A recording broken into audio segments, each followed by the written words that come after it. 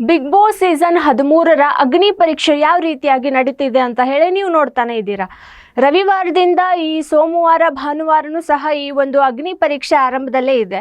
ಹಾಗೆ ಈ ಅಗ್ನಿ ಪರೀಕ್ಷೆಯಲ್ಲಿ ಯಾವ ರೀತಿಯಾದಂತಹ ಟಾಸ್ಕ್ಗಳನ್ನ ಕೊಡ್ತಿದ್ದಾರೆ, ಈ ಟಾಸ್ಕ್ಗಳನ್ನ ಕೊಡ್ತಿರೋ ಹಿನ್ನೆಲೆ ಯಾವ ಒಂದು ಕಾರಣಗಳು ಇವೆ, ಹಾಗೆ ಒಂದು ಜನರ ಒಂದಿಷ್ಟು ಪ್ರಶ್ನೆಗಳಿದ್ವು.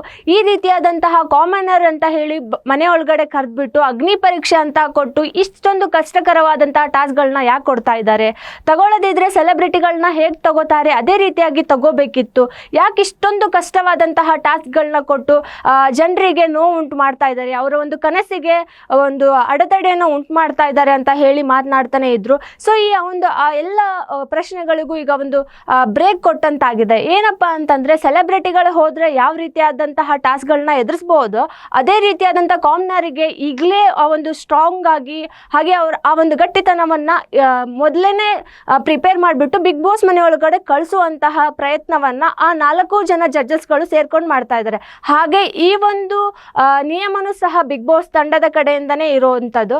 ಹಾಗೆ ಈ ಒಂದು ಅಗ್ನಿ ಪರೀಕ್ಷೆಯಲ್ಲಿ ಯಾವ ರೀತಿಯಾದಂತಹ ಟಾಸ್ಕ್ಗಳನ್ನ ಎದುರಿಸಿ ಎಷ್ಟು ಜನ ಸೆಲೆಕ್ಟ್ ಆದ್ರು ಅನ್ನೋದನ್ನು ಸಹ ನಾವು ನಿನ್ನೆ ಎಪಿಸೋಡ್ನಲ್ಲಿ ನೋಡಿದ್ದೇವೆ.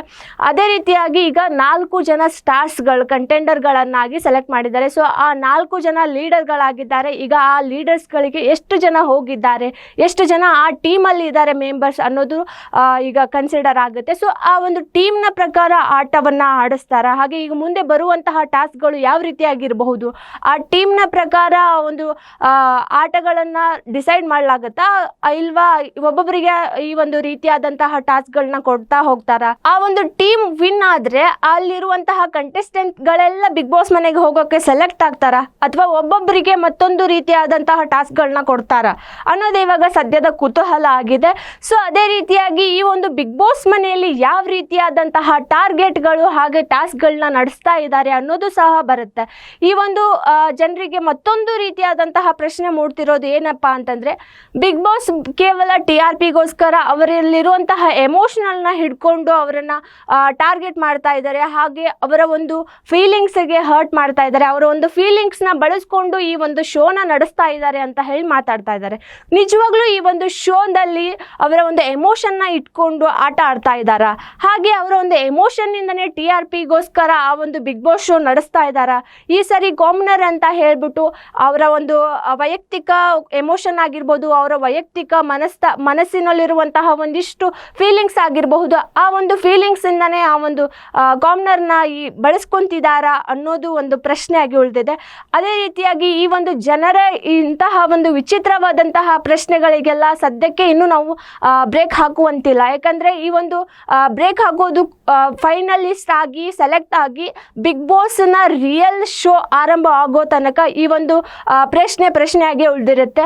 ಹಾಗೆ ಈ ಒಂದು ಕಂಟೆಸ್ಟೆಂಟ್ಗಳು ಎಷ್ಟು ಜನ ಬಿಗ್ ಬಾಸ್ ಮನೆಗೆ ಹೋಗಬಹುದು, ಹಾಗೆ ಈ ಒಂದು 4 ಜನ ಲೀಡರ್ಸ್ ಆಗಿ ಸೆಲೆಕ್ಟ್ ಮಾಡಿದ್ದಾರೆ, ಇವರು ಟೀಮನ್ನು ಹೇಗೆ ನಡ್ಸ್ಕೊಂಡು ಹೋಗ್ತಾರೆ ಅನ್ನೋದು ಸಹ ಒಂದು ಪ್ರಶ್ನೆ ಆಗಿದೆ.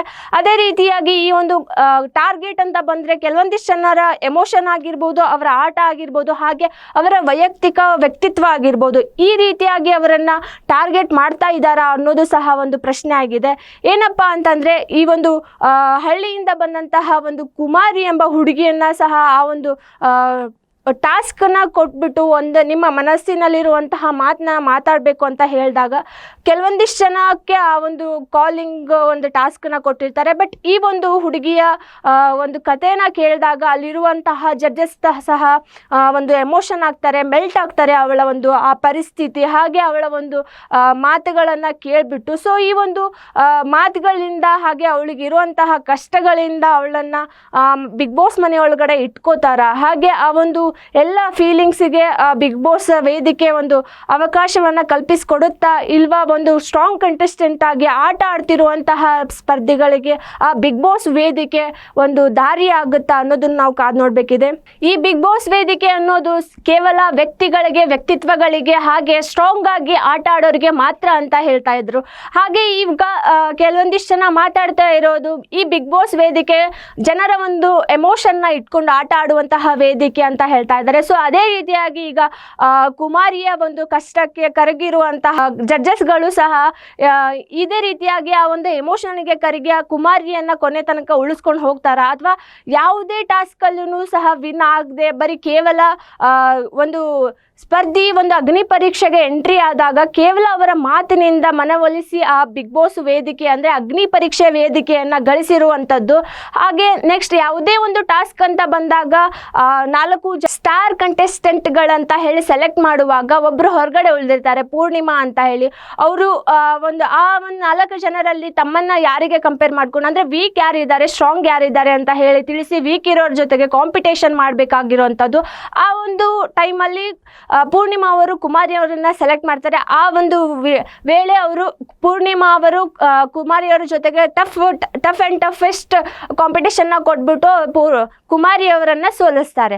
ಸೊ ಇದು ಸೋಲಾದ ನಂತರ ಜಡ್ಜಸ್ಗಳು ಹೇಳ್ತಾರೆ ಈ ರೀತಿಯಾದಂತಹ ಕೆಳಮಟ್ಟವಾದಂತಹ ಆಟವನ್ನು ಆಡಿದ್ರೆ ಬಿಗ್ ಬಾಸ್ ಮನೆಯಲ್ಲಿ ನಡೆಯಲ್ಲ ಅಂತ ಹೇಳ್ಬಿಟ್ಟು.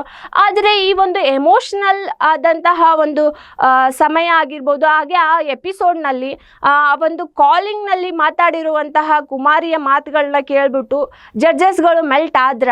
ಹಾಗೆ ಆ ಮೆಲ್ಟ್ ಆಗಿ ಆ ಒಂದು ಬಿಗ್ ಬಾಸ್ ಹಾಗೆ ಕಂಟಿನ್ಯೂ ಆಗಿ ಆ ಒಂದು ಹುಡುಗಿನ ಉಳಿಸ್ಕೊಂತಾರ ಅನ್ನೋದೇ ಈಗ ಒಂದು ಕ್ವಶನ್ ಮಾರ್ಕ್ ಆಗಿದೆ. ಸೊ ಈ ಎಲ್ಲ ಒಂದು ಕುತೂಹಲಗಳಿಗೆ ನಾವಿನ್ನು ಕಾದು ನೋಡಬೇಕಿದೆ. ಯಾಕಂದರೆ ಈ ಒಂದು ಬಿಗ್ ಬಾಸ್ ಎಪಿಸೋಡ್ ಯಾರ್ಯಾರು ಮನೆ ಒಳಗಡೆ ಹೋಗ್ತಾರೆ ಅಂತ ಹೇಳಿ ಅದೊಂದು ಓಪನಿಂಗ್ ಆಗೋ ತನಕನೂ ನಾವಿನ್ನು ಕಾದು ನೋಡಬೇಕಿದೆ. ಸೊ ವೀಕ್ಷಕರೇ, ಈ ಒಂದು ನಿನ್ನೆ ಎಪಿಸೋಡ್ನಲ್ಲಿ ಜಡ್ಜಸ್ಗಳು ಆ ಒಂದು ಕಂಟೆಸ್ಟೆಂಟ್ಗಳನ್ನ ಆಯ್ಕೆ ಮಾಡ್ಕೊಂಡಿರೋದಾಗಿರ್ಬೋದು, ಅವರು ಕೊಟ್ಟಿರುವಂತಹ ಟಾಸ್ಕ್ಗಳಾಗಿರ್ಬೋದು, ನಿಮಗೆ ಏನು ಅನ್ನಿಸ್ತು? ಹಾಗೆ ಅಲ್ಲಿರುವಂತಹ ಕಂಟೆಸ್ಟೆಂಟ್ಸ್ಗಳು ನಿಜವಾಗಲೂ ಅವರ ವ್ಯಕ್ತಿತ್ವಕ್ಕೆ ಅವರ ಆಟಕ್ಕೆ ತಕ್ಕಂತೆ ಸೆಲೆಕ್ಟ್ ಆಗಿ ಅಲ್ಲಿದ್ದಾರಾ? ಹಾಗೆ ನಿಮಗೆ ಏನು ಅನ್ನಿಸ್ತು ಈ ಆಟದ ಬಗ್ಗೆ ಅನ್ನೋದನ್ನು ಕಾಮೆಂಟ್ ಮಾಡಿ ನಮಗೆ ತಿಳಿಸಿ.